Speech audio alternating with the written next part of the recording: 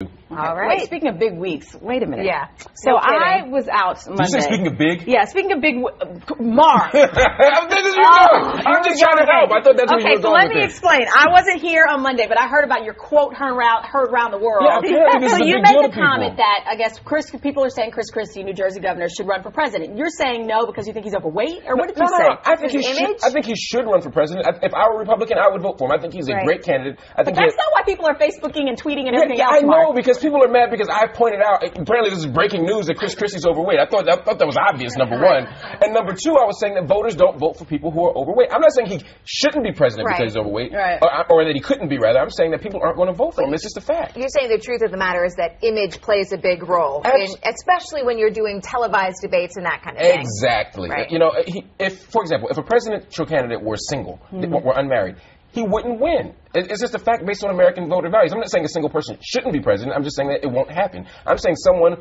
who is that large, someone who takes up 2 slots on the debate dais is not going to win. So then how has your week been then with all of this? Because I'm sure as soon as you said it, I heard Mike go, oh. Yeah, absolutely, because I think people conflated the two things. All the hate mails coming from the conservative right, saying, as if I'm saying that someone who's overweight shouldn't be president, as if I'm being discriminatory. I think it's a shame that people vote on such superficial criteria, but they do. So it's been a lot of wild mail from the right. You know, Politico was one of the top 10 quotes from Politico this week. It was just bizarre to me. It was everywhere. Yeah, it was. It was bizarre to me that people cared that much. Again, I don't want anything bad to happen to Chris Christie. I hope he wins the nomination if he deserves it. You said Politico what? One of the top 10? Top 10 political quotes. It was bizarre. I was like, wow. I just said in the quote, it was like, Chris Christie's fat. He has lost a little bit of weight, too. He's on some kind of new program. He's lost like 20, 50 pounds, I think, they're saying. And if he loses another 50 or 75, I think he'd have a really good shot. Mike Huckabee did the same thing. Yeah. You know, he lost about 80 pounds before he ran for president. He also did it for his health. Sure. But I think I want Chris Christie to lose weight for his health, but that's not my business. I'm in the business of political analysis, and I'm saying that as a political analyst, you don't win elections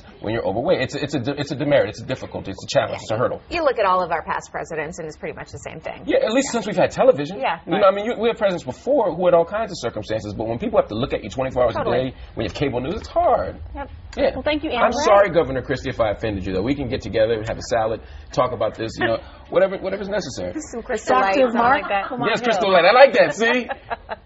Thank you, as always. Pleasure. We'll see ya. Oh, my goodness. I don't know where that came from. I've never even had Crystal Light. I'm a bad influence. That's what it is. It's 8:23 right now. Speaking of presidents.